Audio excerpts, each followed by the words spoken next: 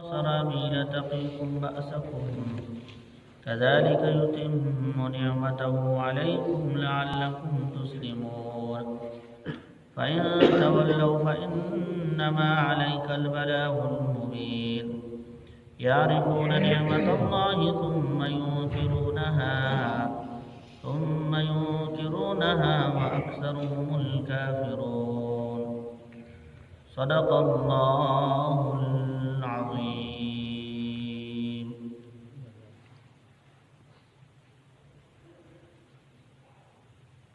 دا سورة نحل یولسم نمبر رکو دا او د دې رکو اخیرنی آیتونه دي سوال لسمه سپاره ده.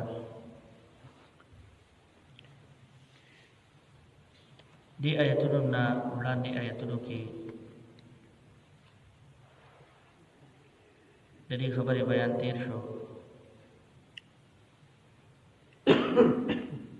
چې الله جل شانه موږ او تاسو باندې کوم احسانات کړی دي او موږ او تاسو باندې کوم انعامونه کړی دي هغه الله تعالی مخکې آیتونو کې موږ او تاسو ته یاد کړی دي.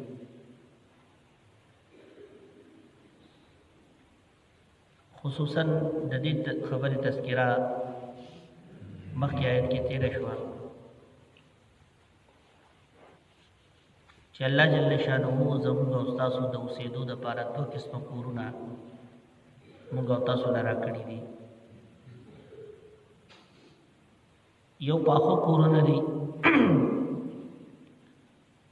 کم چې د خاورونو په خوا به د خاورونو جوړېدل او نن سبا چې په خوا به د خاورونو او د ګټو نه جوړېدل او نن سبا چې نو هغې کې سیمټ استعمالیږي ګټې پکې استعمالیږي او بلاکونه پکې استعمالیږي.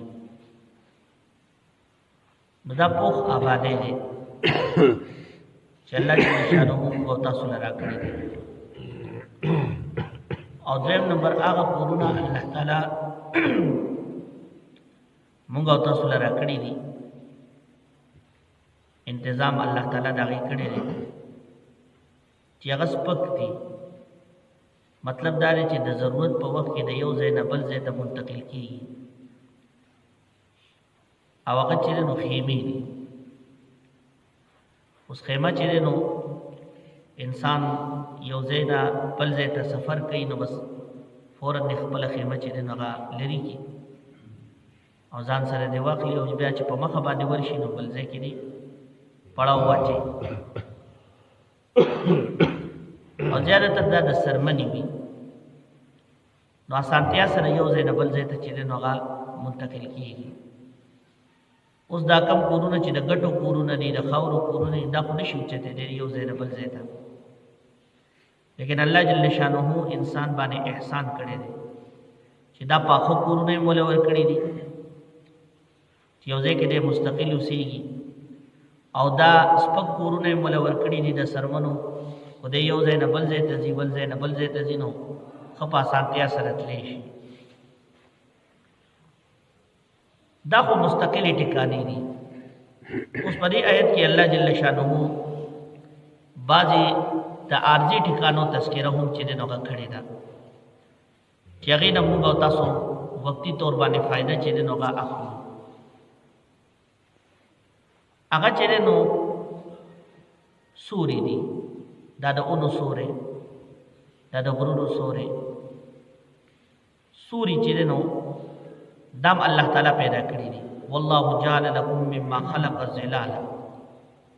الله تعالی چې کوم مخلوق پیدا کړی دی نو داغه سوري الله تعالی زموږ او تاسو لپاره پیدا کړی دي.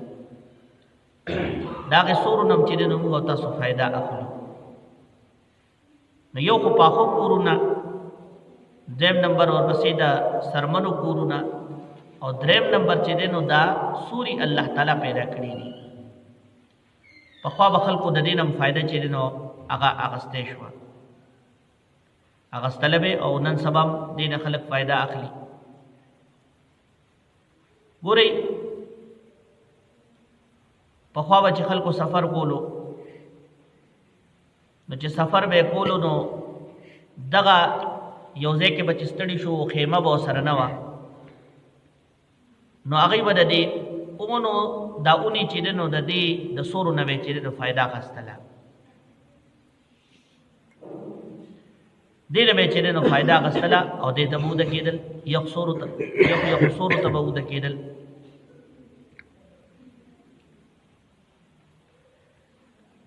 دغه رنګې د ګرمۍ نه بچ کېدو دپاره نن سبا خو پکې دي بجلی ده پخوا دا څیزونه نو نو پخوا به خلکو چې ځان د ګرمۍ نه بچ کولو نو بس د اونې د لاندې به چې دی نو سملاس تر سر به چې دی نو هغه کېښودو نو د ګرمۍ نه به چې دی نو هغه بچ کېدل د هغې اونې د سوري د وجې نه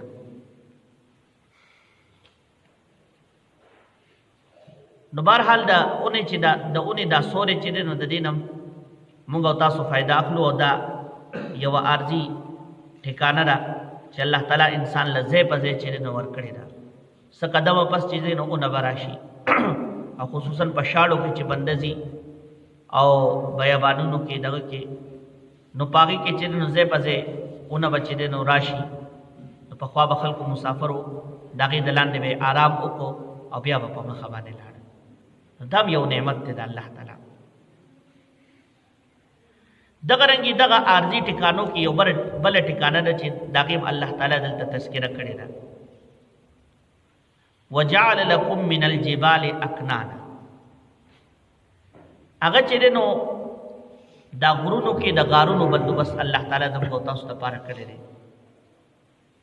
دا غرونه په دې کې کو تاسو خیال کړي نو ځای په ځای دا شانتې غرونه وي چې هغې کې غارونه وي او د دغه غارونو نه به پخوا زمانه کې خلکو چې دی نو فایده اخیستله په سفر باندې به روانو او چې په سفر باندې به روانو نو په لاره کې به چېرته یو غر راغی او د دې به شپه راله یا به د غرمې آرام کول غوښتل نو بس هغه غار کې به داخل شو او غار کې به اوده شو هغې کې به آرام هم وکړو او بیا به چې دی نو په مخه باندې سفر لتلل نو دام د انسان د پاره یو ټکانه او یو عارضي کورونه الله تعالی ځای په ځای چې دی نو هغه لګولي سوره احسانات شو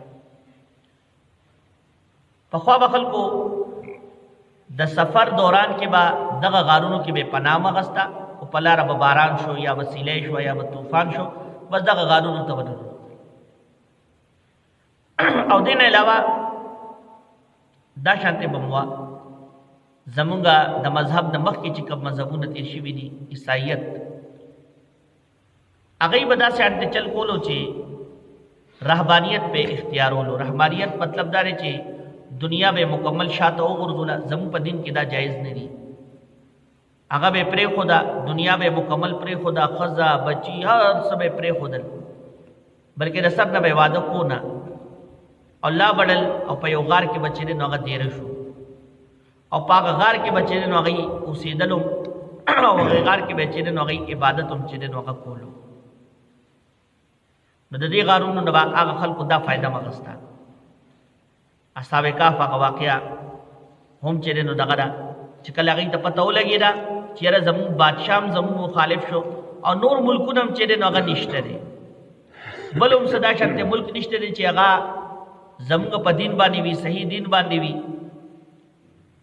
نو مونږ بل خوا بل ملک ته نشو تللی نو هغوی لاړل یو غار کې پناه واغسته الله اکبر او هغه غار کې چې کله پناه واغسته نو هغه غار والا الله جل شانه دا شانتې کو چې څنګه چې مستقل ټکانه وي 309 کاله یې په هغې کې خوب کړ 309 کاله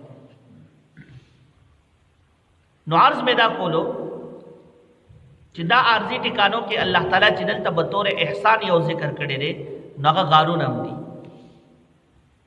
او دې نه علاوه الله تعالی انسان ته وایي چې ګوره د ګرمۍ او د یخنۍ نه بچ کېدو دپاره ما تعالی جامې درکړي دي کپړې به درکړي دي وجعل لکم سرابیل تقیکم الحر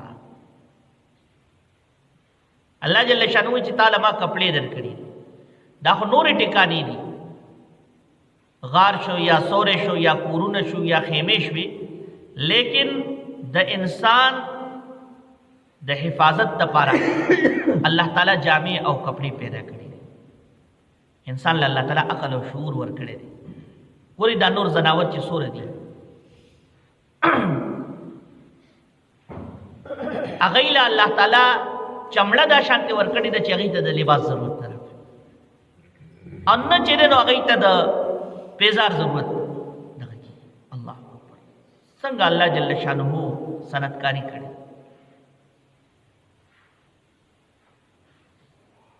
هر یو سیز هر پرځای چې کوم ځای فټ کړی ده بالکل صحیح. دې ته لږ سوچ وکړئ که نه، کنې دې څاروو دپاره به تاسو جوړه جامه برابرونه ضرورت ورته راځي. دا ګرمي هم تېره شي دی دغه شان دی، دا یخني هم تېره شي دی دغه شان دی. دا سرمن دا لباس ولې الله تعالی دا شانتې ورکړی دی چې هغوی ته د دې څیز ضرورت نه پرېوځي. او ګورئ بیا ولا ساختم الله تعالی د څاروو له دا شانتې ورکړی دی چې هغوی بغیر کپړو بدې نه ښکاري، هغوی هغه شان ښکلي ښکاري. یو انسان چې بې حجابه شي څومره بدې ښکاري، یو انسان چې کپړو نه بغیر شي نو څومره بدې ښکاري. لیکن دا څاروي خو دې ته ته کپړې واغوندې نه یو پکې بدې ښکاري. د هغوی هغه پوره نظام پوره سسټم پردم والا الله تعالی راوستي ده په دغه کې.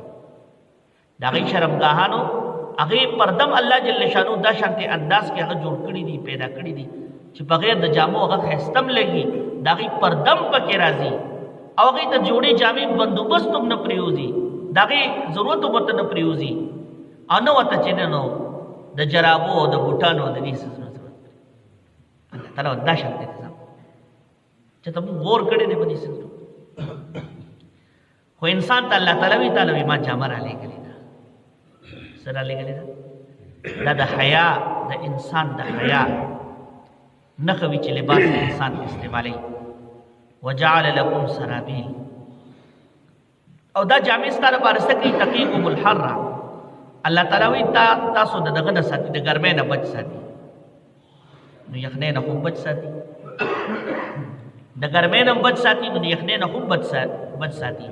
لیکن د ګرمۍ تذکرې ځکه وکړه چې عرب کې ګرمي ډېره وي، یخ کم وي. نو ځکه الله جل شانو دا قرآن چې نازلېدو عرب اولۍ د دې مخاطب، نو الله تعالی هغوی ته چې تاسو د ګرمۍ نه بچ کړئ. خو حقیقت دا دی چې د یخنۍ نه هم تاسو دا جامې بچ کړئ. وسرابیل، او صرف دا نه، الله تعالی وایي تاسو له ما یو څه نور لباسونه جامې پیدا کړي دي. تقیکم بأسکم، چې هغه د جنګ په وخت کې تاسو بچ ساتي. جنگ په وخت کې تاسو بچ ساتي. او هغه زغري دي، زغري د اوسپنې جامې، دا به پخوا جنګونو کې استعمالېدې، عربو کې به استعمالېدې. او یاد ساتي د دې موجد څوک دی د ټولو ناول؟ داود علیه السلام. الله جل شانو ته دا اوسپنه چې دا نرمه کړې وه، نو چې په کومه به یې تاوله نو تاو به یې کړه، د هغې دپاره به ورته څه ضرورت نو. الله تعالی ورته اوسپنه نرمه کړې وه، نو هغه اوسپنې نه به هغې زغرې جوړولې. زغرې دا جنګي لباس دی، د اوسپنې نه به جنګي لباس جوړو، هغه به بیا جنګ وخت کې استعمالېدو. نو دغه شانتې عربو کې به هم چې دا څیز استعمالېدو. نو الله جل شانه وایي چې څه جامې ما داسې پیدا کړي دي چې هغه د جنګ په وخت کې چې تاسو بچ ساتي. کذالک یتم نعمته علیکم، الله تعالی وایي دا ټول نعمتونه مې تاسو ته پوره کړي دي. دا څه لپاره؟ لعلکم تسلمون، دا د دې لپاره چې تاسو تابعدار شئ، تاسو حکم منونکي شئ. خو کو د هغې باوجود هم څوک نه مني، نو الله تعالی نبي علیه السلام ته تسلي ورکوي چې ستا کار و رسول، تا ورته پیغام کو رسول، اوسې کو څوک نه مني نو د هغه خپل ذاتي نقصان دی. خو الله تعالی یو ګیله ضرور کوي چې یعرفون نعمت الله ثم ینکرونها. الله تعالی وایي دا خلک زما نعمتونه ښه پېژني، ښه استعمالوي، خو بیا هم د هغې انکار کوي. منی نه استعمالی خو منی نه. و اکثرهم الکافرون، او اکثر دا انسانان چې دا ناشکر دي. دلته کافر په ناشکر په معنی سره دی، کافر هم ناشکر وي. ځکه چې هغه د الله تعالی د احساناتو انکار کوي. او عام چې مسلمانان دي نو مسلمانانو کې ډېر ناشکر وي، عام انسانان چې ناشکرې چې مبتلا وي د الله تعالی نعمتونه استعمالي لیکن دا غي باوجود چې نو غي سکی د الله تعالی د نعمتونو ناشکری کوي، دا قدر کوي. الله تعالی دې موږ ټول ته د دې ټول نعمتونو د قدر توفیق راکړي. نو بهرحال په دې آیتونو کې الله رب العزت هم د خبرې بیان کړې دي. اوس آیتونو ترجمه ته وکړي. الله تعالی فرمایي والله جعل لكم مما خلق، والله والله تعالی جعل پیدا کړی دي لکم ستاسو د پارا مما خلقا دا اغسنا چې کوم الله تعالی پیدا کړی دي ظلالن سوري، کوم مخلوق چې الله پیدا کړی دی نو دا غین الله تعالی تاسو د پارا سوري پیدا کړی دي. وجعل لكم من الجبال اكنانا، پیدا کړی دی الله تعالی تاسو د پارا من الجبال د غرونو اكنانا غارونا، غرونو کې غارونا پیدا کړی. وجعل لكم او پیدا کړی دی الله تعالی تاسو د فائدې لپاره سرابیل جامې کپڑے تقیکم الحر چې ساتي تاسو الحر د ګرمینا، وسرابیل او سنور جامې تقیکم بأسکم چې ساتي تاسو بأسکم د جنگ په وخت کې، جنگ په وخت کې تاسو ساتي د اوسپنې زغری.